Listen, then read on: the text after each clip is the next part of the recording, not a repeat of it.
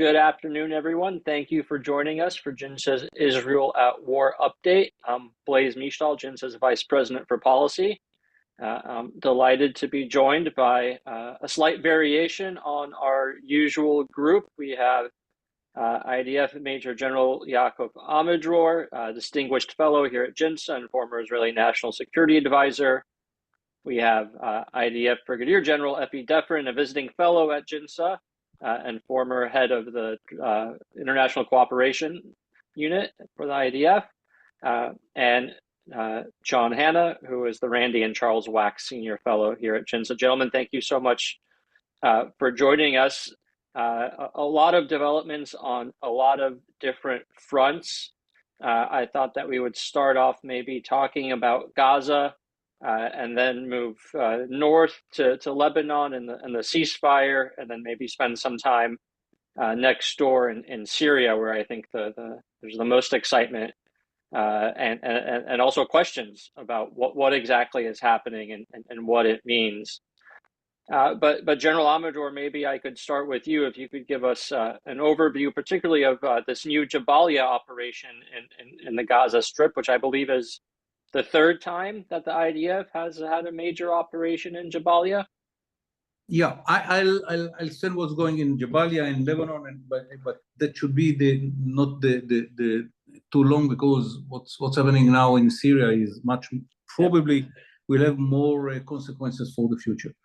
In Gaza, what we are doing now, we are cleaning the area.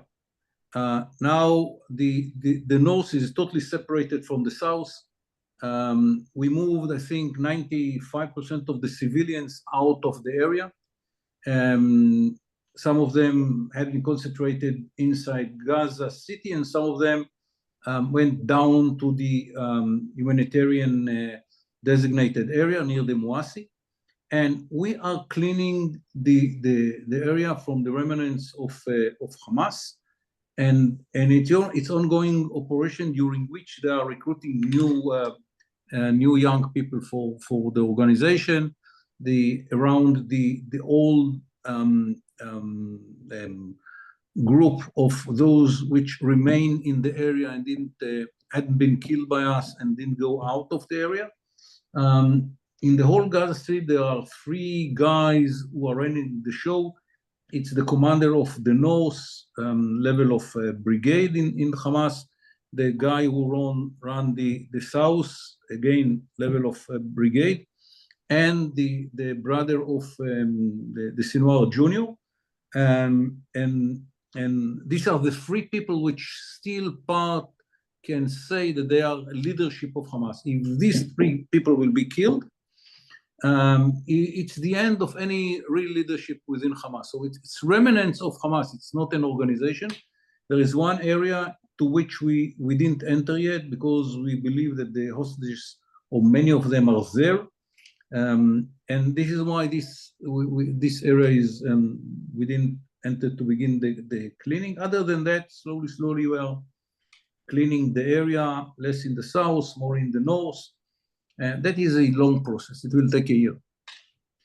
If we have an agreement in which we will have to allow civilians to go to the north, the main challenge will be how can we verify these are only civilians, how it can be verified by us, and so on and so forth. And we are insisting on staying on the Philadelphia corridor to prevent any move of people and weapon systems from the Sinai Peninsula into Gaza. How it will work, who will monitor that nothing is crossed through the Rafah passage, and so on and so forth. It's still, we are negotiating. If we have an agreement, we don't know if we have an agreement, and what kind of agreement will it be. And probably it will be about 2 months or something like that, and they will have to give back some of the hostages, probably women, old people, and wounded people, and how many of them we don't know yet, and it's part of the negotiation. the feeling is that because of the fact that they understand now that they are alone, that the agreement in Lebanon didn't take them into account, and they stand alone, and the pressure on them is very, very strong, and they don't have any connection outside through Egypt, because we are isolating the whole area on the corridor, on the Philadelphia corridor. There is some kind of assessment within our people that this time it's more serious. Not more than that. It's more serious. Will it happen or not? I don't know. If not, we will continue to clean the area, slowly but surely. About Lebanon, the ceasefire holds. We are very active preventing them from any attempt to move to the south or to begin to rebuild something in the south. And we try to prevent any move of weapon system from Syria to Lebanon. We bombed in Syria, we bombed in Lebanon, because we want that it will be clear that we will not allow them, based on the agreement. By the way, it's part of the agreement. Based on the agreement, to rebuild their capabilities or to move any Hezbollah members into the south. How long can it work? I don't know. They launched 3 rockets in the Hermon mountain, and our immediate reaction was to attack 30 targets in the south, not in Lebanon, not in Beirut, but in the south, 30 targets, just to show them that we were not going to be soft in this issue of keeping all the rules of the ceasefire. The situation of Hezbollah is very, very bad. They lost all their leadership, the whole leadership. They lost. They lost. I don't know. They are still arguing within the intelligence if they lost 60% of their capacity to launch rockets and missiles to Israel, or 80%. That it is somewhere around that. And our interception is a very high percentage, so the damage to Israel is very minimal. We lost in the whole war in Lebanon, we lost around 80 soldiers and less than 50 civilians. I think that the casualties in their side is around 3,500. I mean, much more, and they understand it. The number of refugees from the south into the north is around 1 million people, most of them Shiites. So it's a huge pressure on the organization. So organization without leadership, losing more than half of its capacity, and the number of refugees that I understand that many of them will not have where to go to back. Today they promised that each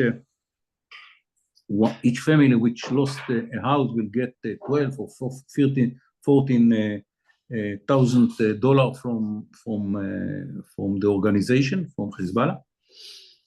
It's a lot of money in Lebanon. It's not little one. It's big money. But still, you understand, his son lost his house. It's not just the walls. It's all what is inside and so on. So that they try to compensate the Shiites in the south, because they are those who are suffering most. And this is about the 2 areas. One is how to hold the ceasefire, and the second one is, and by the way, one remark, because their situation is so bad, I believe that the ceasefire will hold, because it is their interest. We are rebuilding our storages and to be better prepared for after the 60 days, in which we will have to see if the ceasefire is good or bad, and their interest is to show that they are holding it. The American team is arriving to Beirut, and they They will make all the arrangement to build the monitoring system. I don't know how it will work, but the Lebanese army is in the south. I never trusted them, but these are the tools that we have. And that's all for the moment. Thanks, General Amidror. John, if I could turn to you just quickly on Gaza. We heard President-elect Trump, I believe it was yesterday, saying if there wasn't a ceasefire deal, there would be hell to pay. Do you have a sense of what he means by that, and what tools the U.S. has to coerce Hamas into a deal and return the hostages? I think he went on to say, in addition, there would be hell to pay, that they would suffer more than any other, a heavier blow than in the entire storied history of the United States military, I guess. So it was both it was classic Trump in that it was kind of ridiculous in a sense, because obviously, the American military has done enormous damages in places like Nagasaki and Hiroshima and Dresden and Tokyo over the years. It's impossible to imagine them doing something worse than that. On the other hand, it is productive, I think, for Hamas and their sponsors in Iran, their associates in places like Qatar and Turkey and Egypt that are supposed to be that have some influence in mediating an end to this conflict, to hear from an incoming American president who will be at the height of his powers early on that he wants this resolved, and he wants everybody who exercises any influence over Hamas to use all of their power to bring this to a close, or he is obviously threatening. I'm not sure what more he can do against Hamas militarily. I don't think the Israelis are looking to us to do anything to Hamas militarily. They're already completely devastated, as General Amidror has explained on this webinar and in past webinars.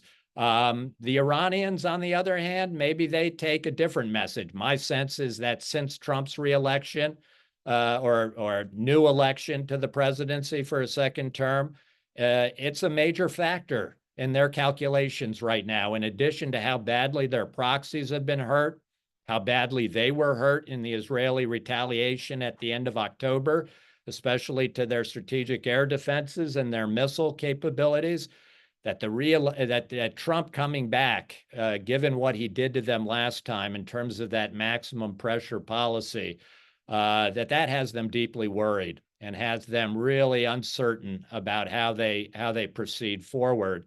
And I think it's certainly been a factor in their decision to hold off on any heavy retaliation that they had promised against Israel. So I think Trump's clearly directing that at them and leaving it to their imagination to imagine what he will do.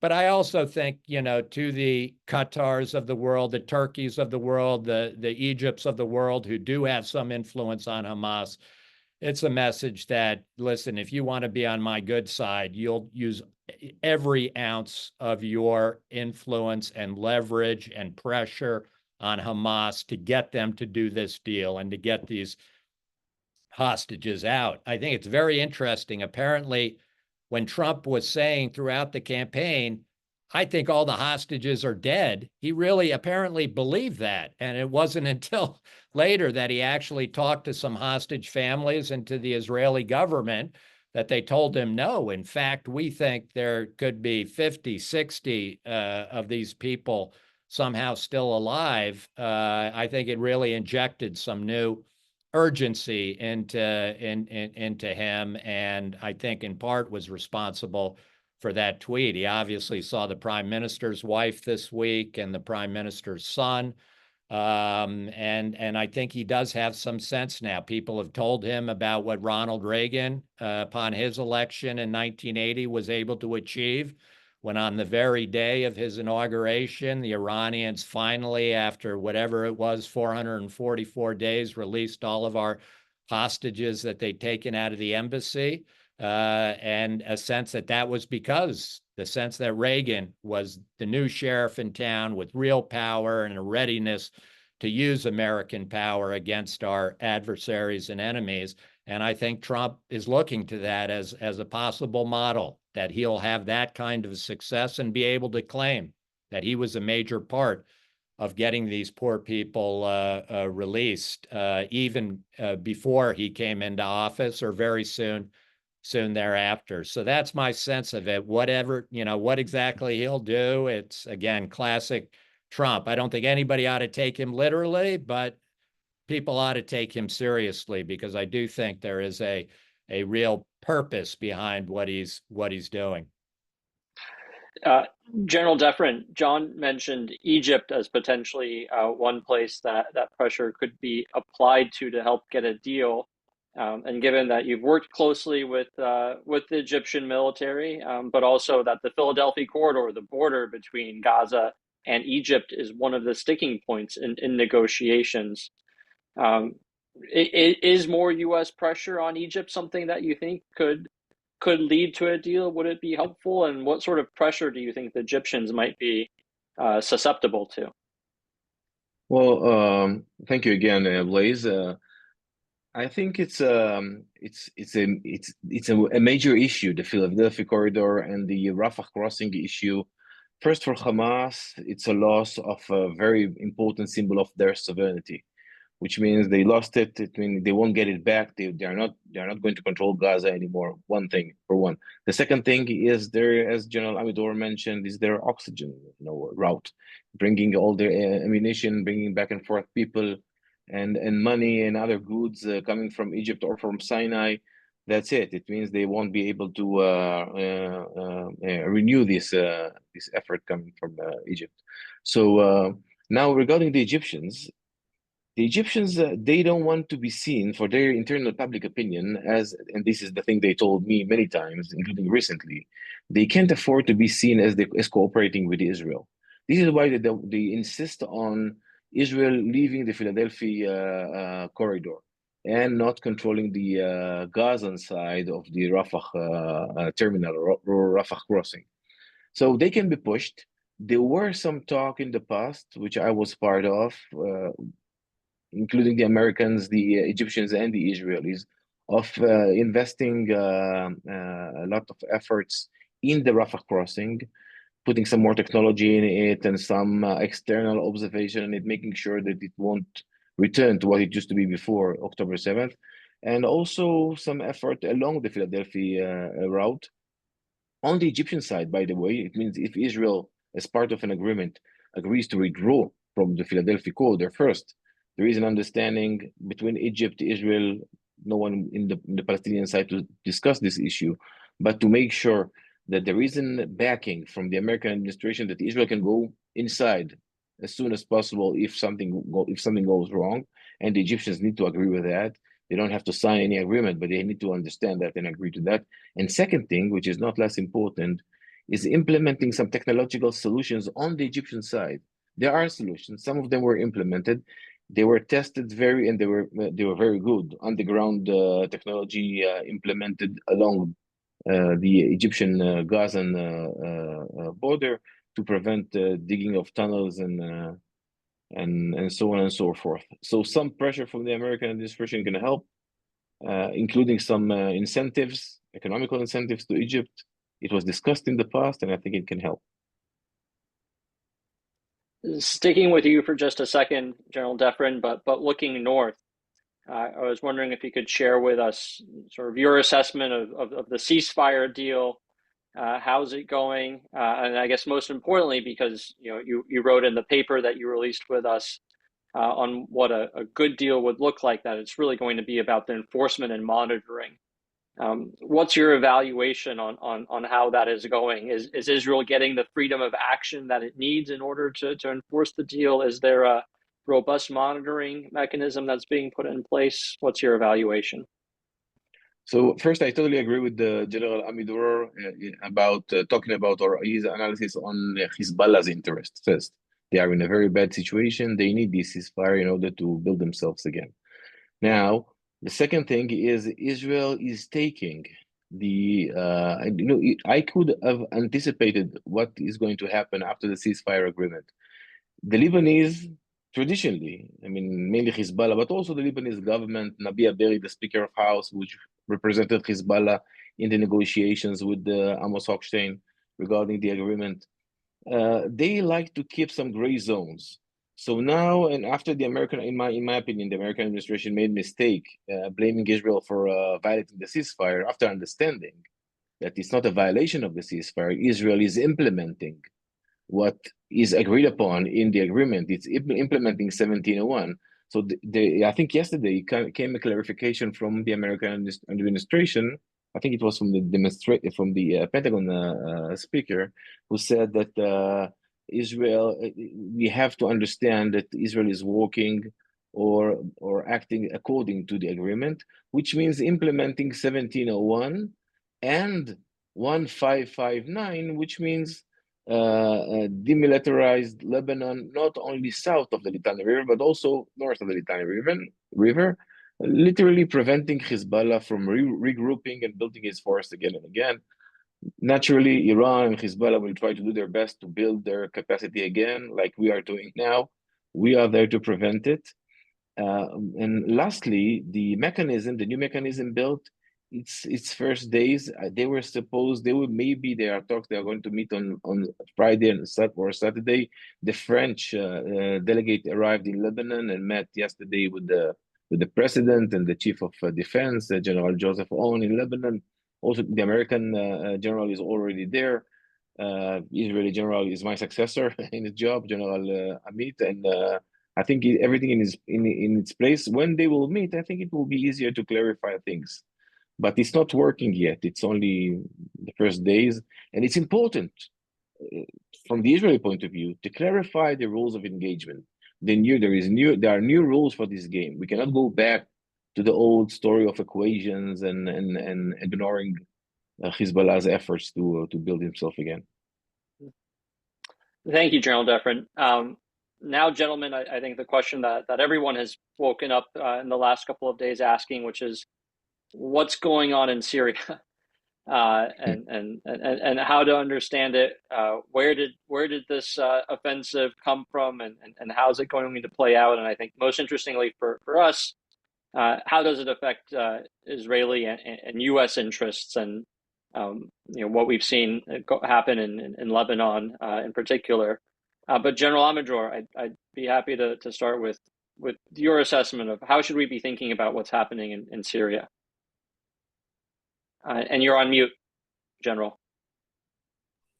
The real answer is I don't know. It's too early to judge, as was said by I don't think I've ever heard you say that before, General. No, many times when I don't know, I don't know. I'm ready to admit. It's something that we don't know how it will be ended. It's not in our hands. We can put some scenarios and say, if that happened, that should be done. If that happened, that should be done. But we don't know how it will be ended.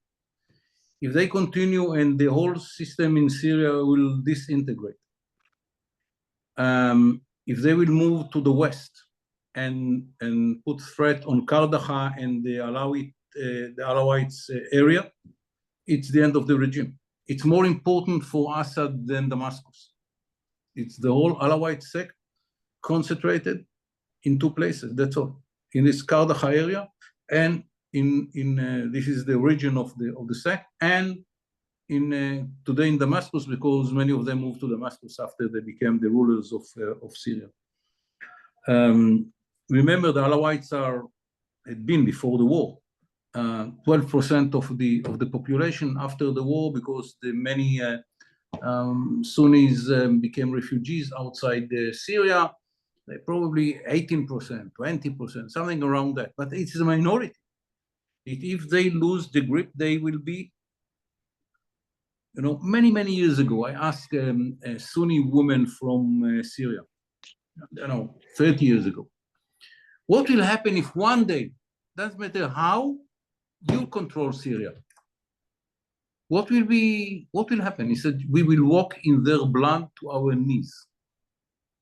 It's the end of the Alawites. Only pretty women will remain. That's all. All the others will be killed, one way or another. So Assad understands it. And for him to keep the Kardaha and to keep Damascus is not about just who will control Syria. It's about the existence of his people.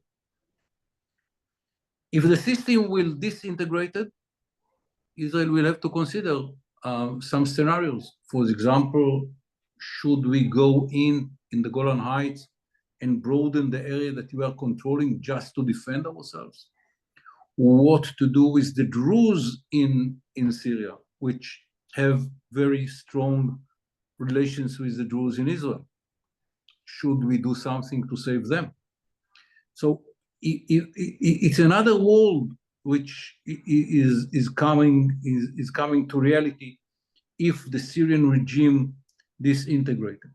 By the way, it's the end of Hezbollah, because Hezbollah need Syria to rearm itself and to save Hezbollah from being annihilated by us. So it's totally different situation in Lebanon as well. I'm not sure that the Shiites in Lebanon will be safe. You know that in the 40s, the grandfather of Assad wrote a paper, kind of a letter to what his view about, what his vision about the future of the Middle East. And he said at the end, the minorities in the Middle East will have to go together. Otherwise, they will be controlled and will be killed and will be annihilated by the Sunnis. Who are the minorities that he saw? The Alawites, the Druze, and the Jews, and the Christians. These are the four main. What will happen if those armies of combination of ISIS, Al-Qaeda, and other extremists, Sunnis, will take control in Damascus? It's the end of the Shiites. We will have to think how we save the Druze.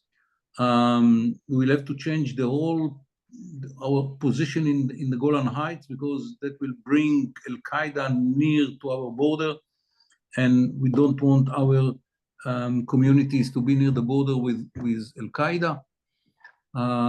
It will be a huge danger for Jordan, huge. Those combination between Bedouin in Jordan and Sunni extremists in Syria, it's devastating for the regime. For example, here what Israel can do and what Israel should do, it's many considerations that we have to think about now. I don't know what will happen. I'm not regretful what I said at the beginning. I really don't know, but we have to think scenario way, putting scenarios and say, okay, if that happened, what Israel should do? What is our interest? What is the price that we are ready to pay, and so on and so forth. The elements that we have to take into account is, first, what will happen in the Golan Heights, how we defend ourselves there, how we help the Jordanians to cope with the issue, how we are taking care for the Druze in two areas of Druze. One is near the Hermon, one is in the Druze mountain. These are the two big concentrations of Druze in Syria. It can be combined, by the way, taking care for pressure on Jordan from the north and connection between us and the Druze. What should we do to all the strategic weapon systems that exist in Syria? Chemical weapon systems, missiles. Do we want it to be in the hands of Al-Qaeda and ISIS and so on and so forth? And to learn what will be the consequence for Hezbollah. Maybe it's an opportunity for us to finish with Hezbollah totally. So I don't know what will happen, but it might have many consequences, new consequences, good and bad, by the way, from our point of view, in the Middle East, in the Levant. It's not the whole Middle East, in the Levant. But I want to say something which is even bigger than that. Some of these groups have strong relations with Turkey. How Turkey involvement is important. Do we want Turkish forces or Turkish proxies near the border of Israel in the Golan Heights? For sure not. Is that the interest of other countries in the Middle East? Probably not. And here you have the issue which is bigger than than Syria itself, is the whole Middle East, where Turkey stands. So many questions. I don't have answers. It's something new. We didn't take it into consideration in the past, and someone in Israel said another failure of the Israeli intelligence. It didn't anticipate that it will happen. And we didn't, by the way. So you ask what will be the result? I don't know. Scenario-wise, many good and bad things. On that, General Defrin, since you have the map up behind you, maybe you could talk us through what the current sort of divisions in Syria are, where the different forces are, or at least were the last that we knew, but also what are we seeing in terms of response from Iran and its various proxies to what's happening in Syria now? What are the Iranian? If I can add something that I forgot, Sure. We have to see where the Kurds will stand, because it might be a huge opportunity for the Kurds in Syria, and the influence of that on Turkey, on Iraq, and even in Iran. There is a minority of Kurds in Iran as well. So, and here we have old relations with the Kurds. It's not something new. What should we do relating to that? It's another element in Syria that which should be taken into consideration and to see how it influences the Kurds, which were near Idlib and Aleppo, probably retreated to other areas. What will be in those other areas in which they're fighting against ISIS with the Americans? A very interesting question. Thank you, General Amidror. General Defrin. Yeah, thank you. It's a kind of lose-lose situation, I think. On one hand, you have the Iran and Iran axis, so you can, if you think it's good for Israel, it's wrong, like General Amidror mentioned. First, the Israeli interest is to cut this axis of evil, all the Iranian axis coming from Iran through Iraq, then through Syria to Syria and Lebanon. Now it's a huge success. We are cutting it. It's good. On one hand, it's good. On the other hand, you're getting the Turkish, I would say, axis. It's an old, historic hegemony struggle between Iran and Turkey on the whole Levant, who will control this part of the world. Now, situation right now in the ground is it's sometimes too complicated. Too many groups, so many clash of interest between those groups and contradiction between those interests. But now in broad, there are two big, and General Amidror, please correct me if I'm wrong, there are two groups kind of allied with the Turks coming from the north. It's the, how they call them, the Hayat al-Sham.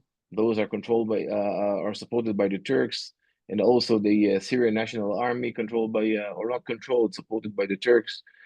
Coming up from the north down south, they are moving so fast through the cities of Idlib, and first, of course, through, I will go through the list, go through Aleppo to Halep to Idlib and then to Hama. And today they came into Hama, and now they're already on the way to Homs, which is only 30 kilometers east of the ports of Tartus along the Mediterranean Sea, and all these stronghold, the Alawite stronghold along the sea, together with very close to Hamimim base, which the Russians have their strategic airplanes. Tartus port. It was published yesterday that the Russians moved their one of their or the main tanker from the port of Tartus. Today, they move their strategic airplanes from Hamimim base, which shows, they don't trust the Syrian regime or the Syrian military to hold those places anymore. So they are moving very fast. Homs probably is coming tomorrow morning. As we speak now, I read a report that some 20 vehicles, trucks with militia people coming from Iraq, crossing to Syria to support the Assad regime. We also earlier read the Americans attacking part of the ammunition of these groups. Daesh is moving in the area of Deir Azor on the east and expanding. So many things happening as we speak now. I think General Amidror described very well what happens if Syria will fall to their hands. Those groups, they don't like Israel. If just to say in brief, it's those are remnants of Al Qaeda, Jabhat al-Nusra, very radical Sunni groups. We don't want them on our border. I think the key, as was mentioned before, are the Kurds. Where they will go, they retreated. They didn't fight those groups in the places they were in.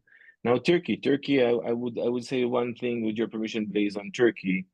Turkey, it's like for Erdogan, it's like a dream come true.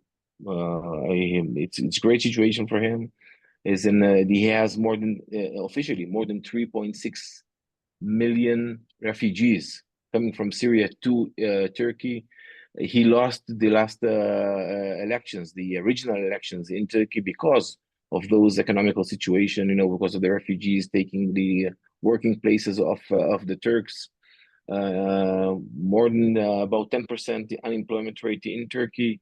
So for him, he wants to bring back to Syria, which Assad refused to take back, all those refugees. It has also an economic dimension there, of course. I have the number here. And there is 85,000 barrels of oil daily coming from Syria, dug in Syria. 90% of them coming east of the Euphrates River, which means this fertile area or the Kurds are holding now. And Turkey is poor with those energy resources, and he wants to control these things also.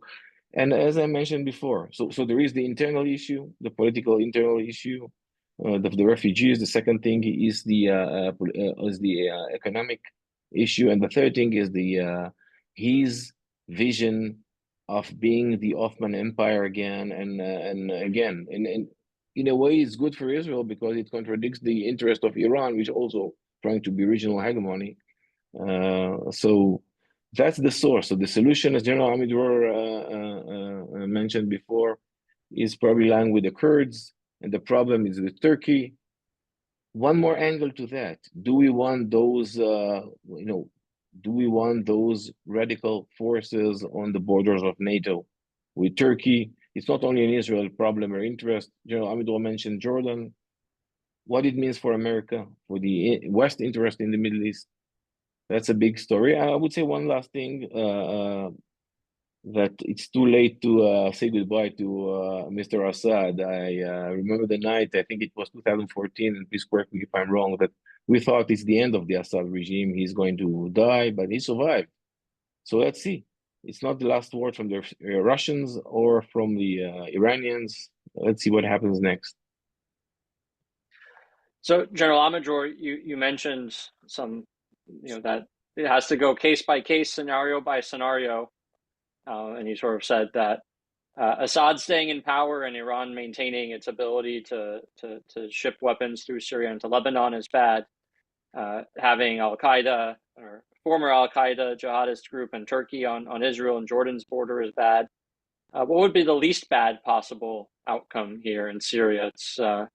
It's these two groups fighting each other to the last man standing, but short of that, what would be in Israel's interest to actually have happen in Syria? And you're still on mute, sir. We don't have any ability to make the right influence and to lead it to the place in which it is more convenient for us. So I think that what we should do is not invest in impossible possibilities, but to learn what's going on and to decide what we do based on what will be the situation on the ground. I think that we should prevent a result in which those extremists are going close to the border of Israel in the Golan Heights.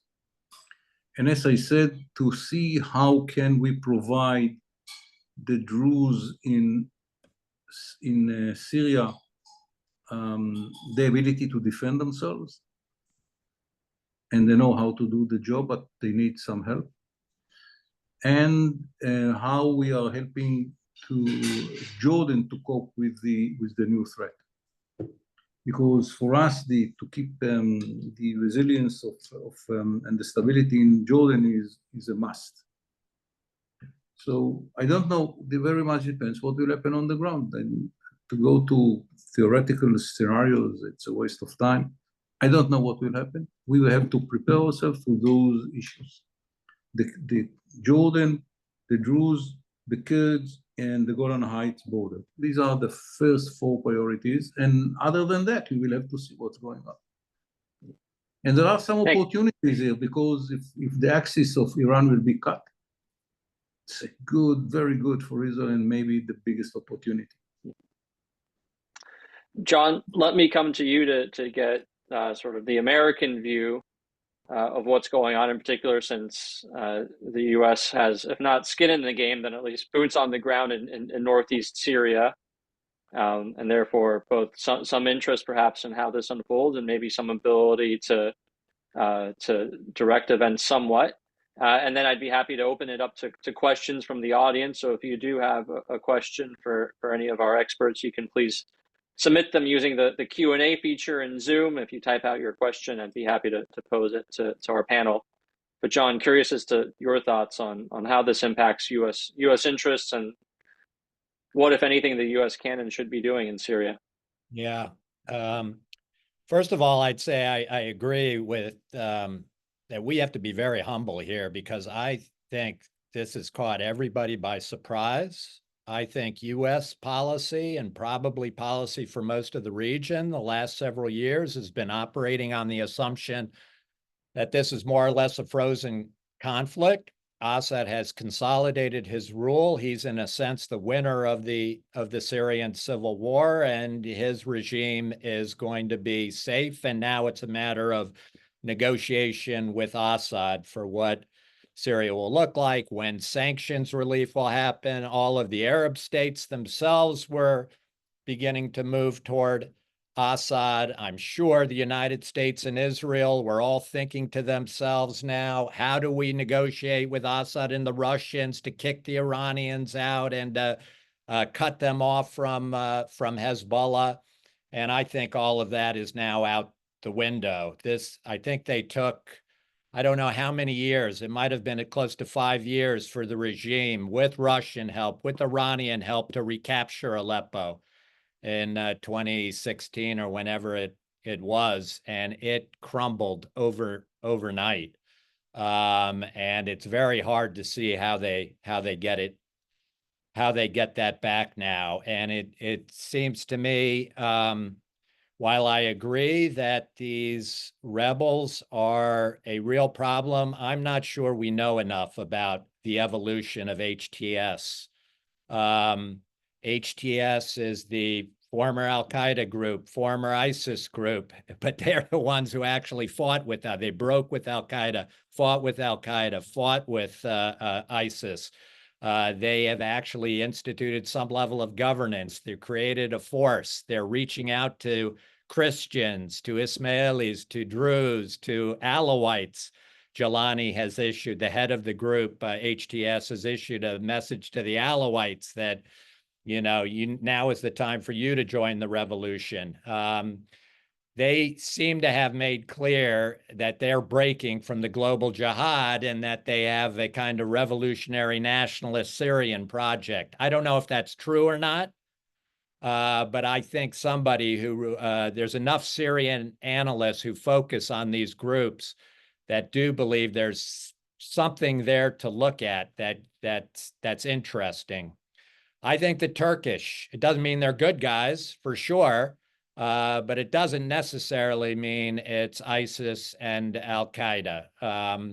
And we just have to keep our priorities, because if we have a chance to deliver a genuine strategic blow to Russia's position in the Middle East and the Iranian Hezbollah position, those are overwhelmingly our greatest strategic challenges. And we have to look at those opportunities very, very carefully and then manage the rest of the fallout, as General Amidror has suggested. But I do think we need to think hard and long about our list. How do we prioritize who the adversaries, enemies, and what the opportunities are now in Syria? Because if these guys go into homes, as Effie said, you've essentially, if they control that highway from Homs, then that entire Alawite and the Russian and positions in Tartus and Latakia are cut off from Damascus. That's a major, major development.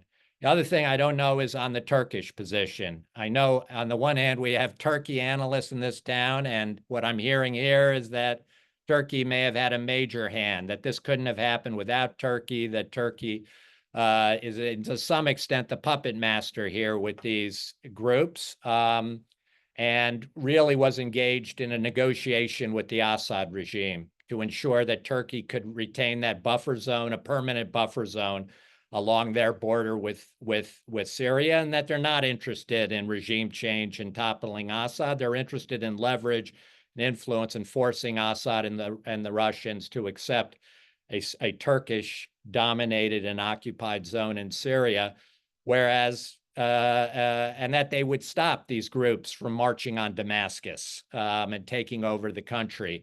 I'm not sure that's the case now, or if it was the case originally. There's been such a degree of catastrophic success that these opposition groups have enjoyed. Their military capability is now such, and it's improved enough that they may now think we're just going straight on to Damascus and we're going to fight for the whole thing. I just think I don't know enough, and I really would want to know more before that. Listen, I don't think like you said, Blaise, it's like what Kissinger said in the Iran-Iraq war. It's a pity they both can't lose, because and neither the Russians, Assad, the Hezbollah, the Iranians, we don't want them to win, and we certainly don't want jihadis on Israel's border that are part of a global jihad, if that's what in fact they are, who would be tempted to go on attacking Israel. Our immediate, we have the similar set of interests as Israel, I think. Clearly the Kurds, who have been our allies for better or worse, we don't want to see them slaughtered by Turkish-backed groups, or that area taken over that is in some form under our control and patronage. We certainly don't want to see Jordan threatened, although I'd say Jordan's almost as much threatened by the Iranian presence and use of Syria and those Iranian militias that are using Syria as they are by these radical Sunni extremist groups right now. So Jordan's getting it from both sides, and we need to bolster Jordan. So I think the chemical weapons is a huge factor. If we see chemical weapons being moved around or shifted around, whether, Assad could use them, obviously, with the Russians, or the rebels getting control of them, I think we'll face a hard choice on what we do kinetically and actively to eliminate that threat together with Israel. So it's very important we stay very close with Israel on all of this. And there is an existing UN resolution out there, 2254. If Assad and the Russians and the Iranians are really on their back foot, and we need some kind of transition out of Assad's rule and avoiding a complete bloodbath and chaos, there potentially room for diplomacy around that UN resolution that would lead to some kind of negotiation and transitional government into Syria. But we're a long way from there. So I think right now we're just all in a posture of waiting and watching. But it's just hard for me to, as an American who really believes the Iranian, Hezbollah, Russian threats are our top priorities inside of this part of the world. The Iranian nuclear program, they're so weak and on their back foot now with losing these proxies. To lose Assad on top of that would be a huge transformation in the strategic balance of power in favor of the Americans. And yes, we'd have to manage these groups of ragtag extremists in Syria and be very careful about that. But there's no doubt that there is a significant opportunity here that we've got to weigh in the balance to really, again, have another major body blow against the forces in the Levant, who pose absolutely the greatest threat to American and Israeli interests and the interests of our Arab friends. Is there a possibility here? I mean, I remember in 2014, 2015, it seemed like Assad maybe wasn't going to lose, but Syria wasn't going to stay together, right? It seemed like Syria was getting torn apart, and there was talk about some sort of confederation or ethnic divisions of Syria. Is there a version here where we can get some sort of Kurdish, Bedouin, Druze buffer zone in the east and maybe south of Syria? You have some sort of Sunni jihadist control along that Turkish border. You have some sort of Russian protected Alawite rump state in the west. Is that an option, or is it all or nothing for either the Iranians or the jihadists? I think that, like I said, I raised this resolution 2254, some kind of transition, and then you've got to negotiate who controls what parts of Syria.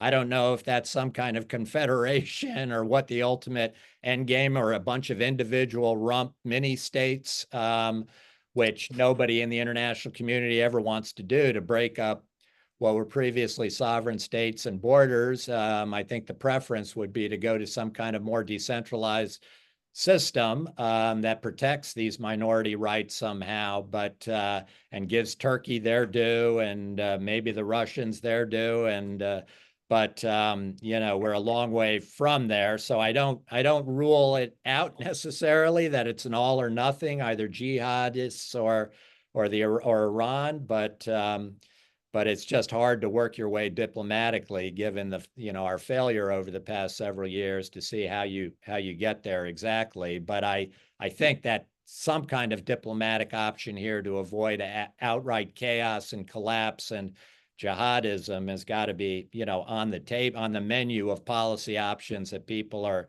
pursuing. The most important thing is United States and Israel to be somewhere on the same page, and then to whether we like it or not, to be very aware of what the Turks are going to be up to in the region, and trying to see if there's a way to be working with them as well, while protecting our Kurdish, the partners that we've had in battling ISIS. And I would just say that ISIS is clearly capable of resurging in Syria. I think they're doing that already.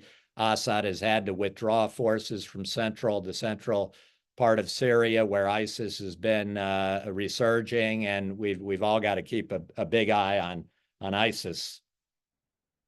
To that point, General Amidror, before you jump in, if I could also ask, I was struck by the fact that you said Israel does not want Turkish forces on its border. You seemed more focused on the fact that this was a Turkish-backed group than the fact that they're a former Al-Qaeda affiliate. Do you think that HTS would attack Israel, and would it attack it under Turkish orders, or because it's jihadist, or how? What's the threat to Israel? The questions are so hypothetical that I don't have answers for. I don't see any diplomatic solution. I don't see who will negotiate with whom. It will be if the system will disintegrate it, it will be huge chaos, and I don't see anyone who can negotiate on behalf of whom. Everyone will save his own home and people. Everyone will concentrate around its existence and nothing more than that. It will be a big Somalia, as in the old days of Somalia. I don't see any negotiations. I don't see any diplomatic solution. I'm not sure that the Turks understood what is going to happen. I will not be surprised if that surprised them as well. It's very bad for Turkey if the whole system will disintegrate. What Turkey will do with the number of refugees which will come from Syria running out of the chaos. Do Turkey wants to be responsible for Syria with all its problems? It's very complicated because no one had an idea how it will be ended, and I don't ready to answer hypothetical questions about hypothetical situations that I don't know if will emerge. By the way, the interest of the Turks today, of the Kurds today, is to fight with the regime against the Turks. Because if the Turks will have the ability, they will eliminate all the Kurds. And it's very bad for the Kurds that these guys are succeeding to win and to control the area, because they might find themselves at the end fighting against those proxies indirectly of Turkey, and the Americans are there, and they will have to decide what they do when it will come to the Kurds, which are their allies fighting ISIS, and ISIS is winning, and Turkey is inside. Turkey is a member of NATO. What America will do? What we can say, and that should be the message, I think. It's very complicated. Many consequences, probable consequences in the future. We don't know. And we have to think about many scenarios during which we will have to make decisions. I mean, United States of America and Israel. The more it will be coordinated between us, the more we will agree what should be done. We cannot make what scenario will win at the end, but we can decide what we do relevant to many scenarios, and to be coordinated and to find a way to react to those scenarios when it will. I don't see Israel intervening in the war. I see Israel doing actions to prevent materialization of threats that might come with the consequences. That might lead Israel to cope with one of the sides. It might happen. It's not our interest, but it might happen. I say we have four interests: our border, Jordan, the Kurds, and the Druze. And we have to play within all these different elements. All right. We're out of time, so let me stop you there, General Amidror. General Defrin, in 30 seconds, any final thoughts on how we solve Syria? And one last thing, I would agree with everything that's said before me by John and by General Amidror. One thing, the Emiratis, they were trying, if it's not too late, they were trying to put some effort in maintaining the Assad regime in place by convincing the Americans to relieve the Caesar Act a little bit and supporting Assad. Maybe some American pressure on the Turks, together with relieving this pressure from Assad, will keep him in power. It's hard to say because this guy slaughtered his own people, 500,000 people. We all know what he did, gassed his own people. But keeping him in power for the sake of having stable Syria, it won't be the entire Syria, but maybe that's the solution, even if temporarily for this situation. Right. That's General it. Defrin, thank you. General Amidror, John, thank you very much for your time. Thank you very much. Thank you to everyone who tuned in. Have a good afternoon, and we'll see you at next week's webinar. Thank you, everyone. Thank you very much.